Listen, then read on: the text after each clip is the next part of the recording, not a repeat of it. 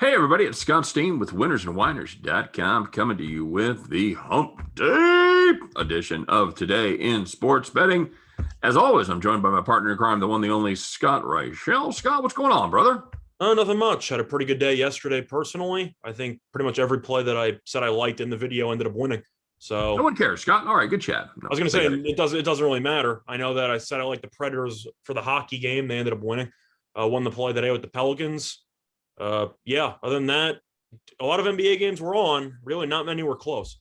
I had the Pelicans as a premium on a full game. I know you had the first half of the Pelicans. That was easy money, buddy. Might make the rocking chair on our show tomorrow. That's right. We do a show every Monday through Friday on 1490 WWPR out of Tampa, St. Pete, 4 p.m. Eastern time. So make sure you check that out.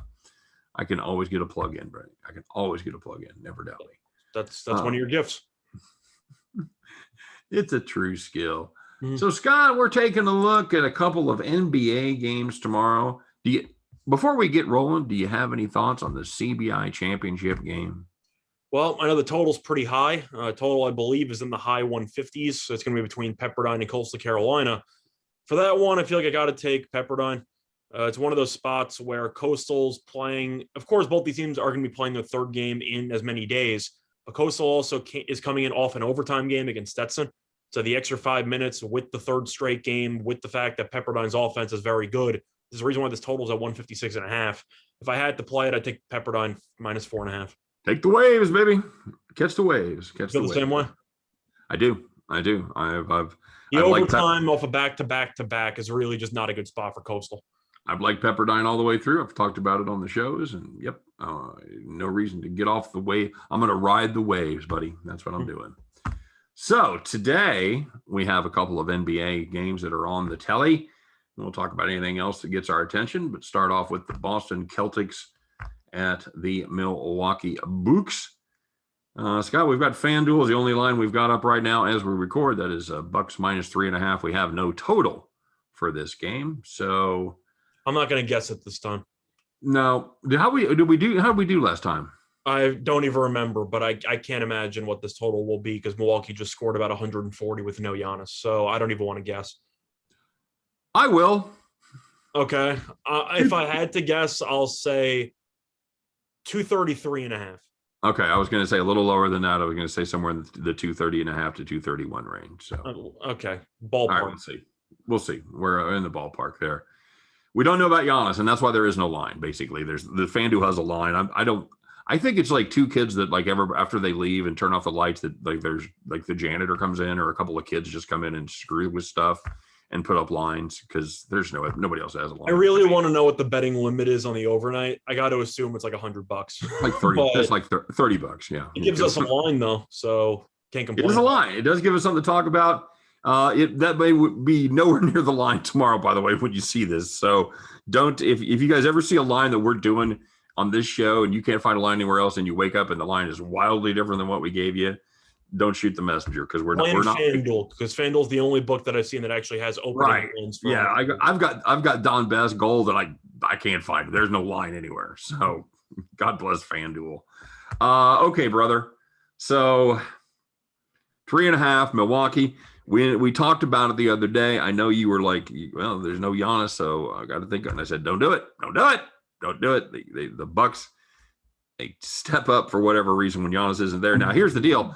I don't think they do it multiple games. I'm not sure they can do it 2 games in a row. If I remember right, when he was out like 4 or 5 games, they killed it the first game, and then all of a sudden they looked like Giannis wasn't playing.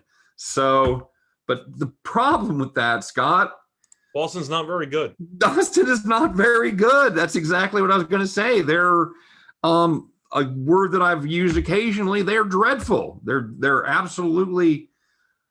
I don't know.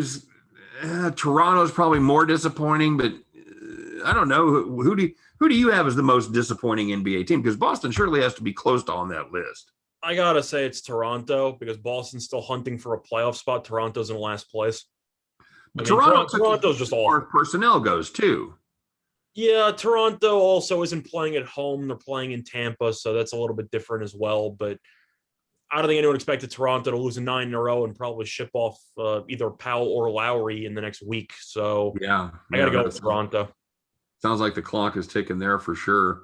Yeah, this is a Boston team, and they're sort of treading water, and that's not exactly what you come to expect there at the Garden, as they're just 21-22 on the season. They're 5 under against the number. Lost 4 or 5. Lost 4 or 5, sure. Yeah, absolutely. Pile on the poor Celtics, buddy. That's okay. And I know they're dead to you since they refused to cover on St. Patrick's Day. You'll never forgive them, will you? And I'll forgive them next year. The St. Patrick's Day was just, I thought, a funny anecdote, but there were a couple of teams that I just realized after betting them twice, I can't do it anymore. And Chicago and Boston are those two teams. And New Orleans would have made the list if they weren't able to cover against the Lakers D squad. But New Orleans won. So, they're officially off of the hot water. And I might bet them in the future, but I can't touch this Boston team. Can you? No, but I'm not trying to be harsh. Just this team, I just can't trust because they show up and have a game against Orlando maybe once every 2 weeks. Yeah, they've beaten Houston, Orlando, and the Raptors. That's their last 3 wins. Yeah, and up against 5 losses. They lose to Cleveland, lose to Sacramento at home. They lost in overtime against Memphis. Pretty tough game there, but still, this team either beats up on bottom feeders or doesn't show up. And I know Brad Stevens keeps being rumored to take an Indiana job. Of course, he keeps denying it. But the fact that he keeps being asked the same question means what a lot of people think, which is he's probably on the hot seat. I'm not reading it as he's going to leave the pros for college because he clearly won't do that. I think it's being brought up because some people in Boston might be trying to get rid of him. Do you think that's possible? It certainly sounds suspicious. But here's, again, not to play devil's advocate, but, that's exactly what I'm going to do. It's a Milwaukee team that wins. They've won 11 of their last 12. They don't cover. They've covered. They failed to cover in 5 of those games. So, 6 of those games. So, didn't they cover the last 2 or they didn't cover against San Antonio? They didn't cover against San Antonio. They were against Indiana, though, but yeah. 12-point favorite. They win by 7. Okay. They're a 6-point favorite against Philly. They win by 4. Stop me if you heard this before. Now, they did cover against Indiana because they put up 140 points. Yeah. So, but again, it's what trend do you like which trend do you hate the most? And I hate the trend of Boston being a shitty basketball team. It sounds like you said, inner turmoil going on. With Brad Stevens. Boston's media is harsh up there with New York and Philly. No. East Coast. Yeah. That's not. If you're not winning games in Boston, the media is going to start some rumors to try to get you out of there. And that's what seems like it's happening with Stevens. Now, I still think Stevens is a pretty good coach. I think Nick Nurse is still one of the best coaches in the league, even though Toronto's terrible. So I'm not going to fully blame him. However, I don't think Stevens has done a great job with this team by any means. And if you look at Boston, the team's 8-15 on the road. Meanwhile, Milwaukee, even though they had some struggles early on, is still 17-5 at home. I got to take Milwaukee. I think that 3.5 is too low until Boston shows me some life. However, I like the over in this game as one of my favorite plays in this spot. Boston's coming off a high-scoring game against Memphis, got into the 250s. Of course, there was overtime involved, but that game still flew over in regulation. Meanwhile, Milwaukee scored 140 in its last game. Boston really has not been great defensively. Offensively can be a little bit stagnant, but Milwaukee's defense has not been great either. So I think you'll see a lot of points. First meet in the season, it ended up in the 240s. I think this game turns into a track meet, and I think Milwaukee gets the better end of it. But would it shock you if Milwaukee scores 130 points in this game? Probably not. Let me ask you, Scott, are you troubled at all by the fact there is no number yet for that? A lot of it depends on Giannis. And I think that people are going to say, well, with Giannis out, they got to reduce the total. When Milwaukee without him just scored 140. So I think that people might be waiting to set an exact number. But I think if this number is going to be where we think it's going to be in around the low 230s, I think there's a good chance this game gets into the 240s. Yeah, I just don't know how much help Boston's going to give you. Of course, this isn't a Milwaukee team that's known for their defense. Yeah. You're right. And they do have tough crowds in Boston. Boston, New York, and Philly. New York crowds, they're the kind of crowds that you see in the parking lot afterwards. They're just going to yell at you and call your mom names. Philly, they'll probably walk up to you and punch you. But in Boston, those guys from Southie, they'll just beat you with change till you're dead. That was the fans. I meant the media, because you keep hearing the same questions asked over and over again to Brad Stevens. I think they're asking it not for Brad Stevens' answer, just to let him know we kind of don't want you to be here. Like I heard Indiana's pretty welcoming down the road. You might want to consider going there. That's what it sounds like to me. Does it sound like that to you? Because they keep asking the same question every day. Well, it sounds like they've got information that Brad Stevens doesn't have. Either something like that, or they really are fantasizing about him in a different. Everybody's going to be coaching the Celtics 2 weeks from now. Take one step forward. Not so fast, Brad. Yeah. Mm-hmm. All right. So we like Toronto. We like Toronto. We like Milwaukee there to cover the 3.5. I have to. And you like the over the imaginary number, whatever it is. I like the over a lot more than I like the under. I'll tell you that much. Fair enough. I like the Bucks more than I like the over. I have more confidence in the Bucks, even without Giannis, to cover the 3.5. Because if Giannis is in, I think Giannis being out is already baked into that number. I actually think Giannis being out might help the over because he's really the only rim protector that both teams have. And again, when you have a big man like that, a lot of the offense runs through them and it runs slow.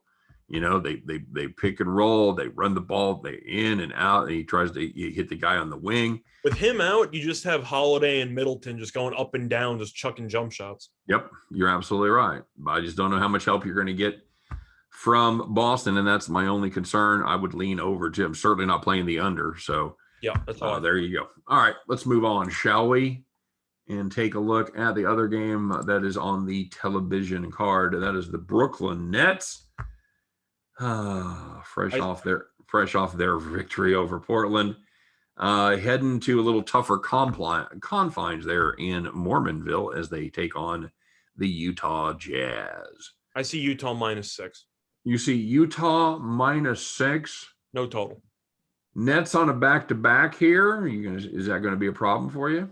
Well, I'm actually curious because Harden apparently had a neck issue leading up to tonight's game against Portland. He ended up playing. There were some rumors he wasn't going to.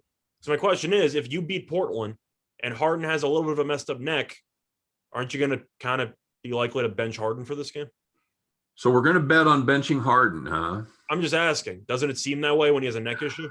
It does. It does. I don't think it's a good spot for the Nets anyway, but if Harden was rumored to potentially not even play in the first place, he had a good game in the end, had 25 and 17. But you're looking. Does the teams not need guards anymore? Is that the deal? Shamet's back home. He didn't make the trip.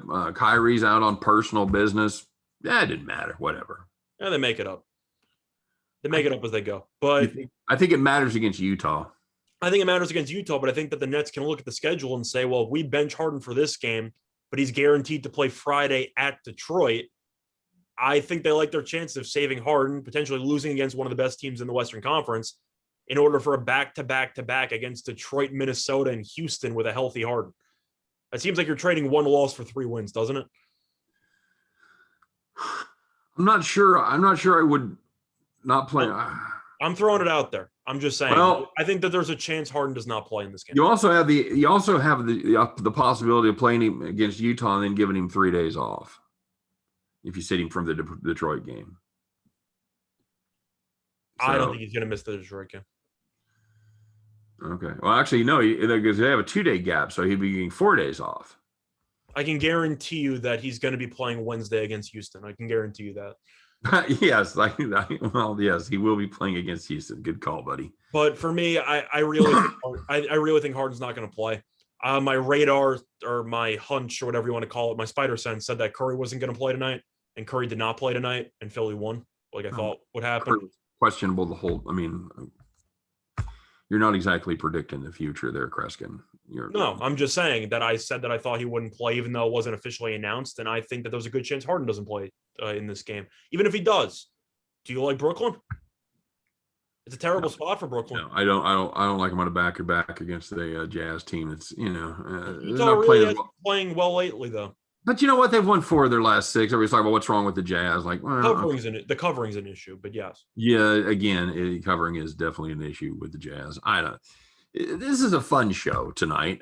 We get to talk about made-up lines, and we get to talk about Milwaukee without Giannis. We don't know about Giannis is going to play, and then we get to talk about Brooklyn without Irving and maybe not Harden. So do you think I'm reaching too much? Because I do think that there's a decent chance Harden doesn't play. no, I think there's a chance. I think there's a really good chance he sits out one of the next 2 games. Yeah. I only probably disagree with you about what the better spot would be. If he plays tomorrow, like I said, he's going to get 4 days off. I don't know how bad the neck is because he's still at 27 and 17. Yeah. So What a great point. What a great point. Yeah. When I have a neck injury, I can't hold my head up. My left. Right. And he goes for 27 and 17. But he's I don't know. fine. It seems like it's a spot where the Nets might be a little bit cautious because they beat Portland and just tell them to take it easy. But I don't even care. Was it 4.5? You said it was 6. 6 exactly. Yep. Yeah. I guess I'd have to lean Utah just based on my premise that Harden has a decent chance of not playing. Yeah. Because if he doesn't play, this line should probably close 10? Even higher? Oh, I don't think it's going to go higher. Yeah. No Kyrie, no Harden. I got to assume it's at least 8.5 or 9. I don't know. I think it'll be higher. People are donkeys. So yeah. Just saying, who do you actually have in your backcourt there? You have Tyler Johnson and Bruce Brown as your backcourt. I don't even want to talk about it. We ran through this whole thing. We took this as our play on Bet the Farm about not having guards and how that's going to matter. It didn't fucking matter. So but not having Harden's going to matter. Lillard and McCollum were awful last night. So I think it did play a factor because Portland was still keeping the game close, even though their best 2 players couldn't do anything. The only player who actually looked good was Cantor. Yep. Congratulations. And Covington for a little bit, but yeah. Portland was dreadful, and still they were within right there. A missed free throw, being able to tie it with no time left. So yeah. Again, this is going to be a. It's really a pass until you know the injury status, but I'll lean Utah because if Harden doesn't play, I think this line's going to go to 10. I'll take Utah. I'll take Utah minus a 6 if Harden plays. Fuck it. I'm going to take a stand here. Okay, fair enough. It'll pay me money to be wishy-washy. If Harden plays, I'll take the over. Okay. All right. I don't want any part of the total. What's the total? There is no total. I'm just saying that if Harden plays, I'll take the over. Okay. Am I wrong? I kind of have to. Right? You're like the guy that just shoots the imaginary basket. Oh, another game winner at the buzzer. You got congratulations. You nailed it again. You got to visualize it before it happens in real life. You know, be the over. Be the over. Yeah. You're going to come on the show tomorrow. 2-0 on the overs. Hit them both. You're like, what was the number? You said it was around 240. It was 220. Yeah, same thing. It went over. Exactly. I just said the over. Don't nitpick. Hey, anything else on this card that has numbers that you like? Well, I know both of us might have a little bit too much in common. Spoiler alert for some of our plays. Like peas in a pod, tonight. We are. But looking at the rest of the card here, I've written off Chicago as a team I'll never bet on, but I think it's a decent spot against Cleveland at home. I don't know what to think of this Dallas and Minnesota game. I feel obligated to take the over between those two, just because Minnesota's defense is awful, and Dallas against Portland had 2 track meets, scored 130 plus in the last meeting. I know, of course, that Doncic ended up going about 8 for 9 from 3 against Portland in that game, but both those teams go up and down, no defense at all. And I think you can agree that that game should feature a ton of points, probably get into the 240s, 250s. Yeah, I don't see where the defense is going to come from there. You know what? I'm going to take the Wolves there, and I'm going to tell you why. This is a team. They played better lately. Dallas has not played well against shitty teams. They're overvalued against bad teams. They're 3-10 against the number against teams that suck. I'm assuming you agree with the over though, because that's my favorite play on that game. Yeah, I like that. I think that's solid. But I'm going big balls Billy and taking the T-Wolves there. And it certainly isn't because they've been playing great basketball lately. I'm saying that they've played better than they did under Saunders. Sure, they've won 3 of their last 7, so there's that. That's a step in the right direction. They've covered 4 of their last 7, so it would take them a month and a half to win 3 games with Saunders. The flop Saunders. Well, that's probably true.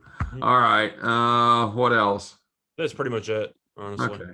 I mean, I guess technically Charlotte maybe, but I still kind of want to see them play a little bit more with no LaMelo, just to actually see how good they are. So I'm gonna pass there, but yeah, that's kind of how I feel. I just think that the one game that I do like that was not one of the 2 TV games would be the Minnesota and Dallas over. You don't want to get involved in the Charlotte-Houston game? That's hard to believe. Well, I thought about it, but Houston is on a hot streak. They won one game. Yeah. You know? Yeah, but Charlotte's a team that I can't judge because LaMelo was very instrumental to that team, and I kind of want to reassess just how good they are. Find out if we have good Charlotte or not, and they'll be living the lifestyles of the rich and famous, but we don't know yet. And on that note, always end on a music pun. That's the rule. I'm well aware. I'm well aware. This is me clapping for a band that I was in every early 2000s movie like ever made. I loved the two albums back to back that they did. I have the anthem on my phone in my playlist. So there you go. Yep. All right, guys. Well, that's going to do it for us. We can sit around and talk about early 2000s alternative rock, but we decided we're going to go ahead and end the show. Hey, make sure you stay tuned. If you love this, we're going to do our baseball breakdown. We're going to do it 3 days in a row, separate videos. We're starting today with the AL East and the NL East, so make sure you check that out as well. We appreciate you guys watching today. Don't forget to give us the likes. Don't forget to give us the subscribes that we so desire. And as always, good luck on all of your plays. Hope every one of those tickets in your pocket turns into cash money back at the window. You guys have a great day. For myself, for Scott Reichel, for all of us over here at Winners and Winers, appreciate each and every one of you. We'll see you next time on Today in Sports Betting.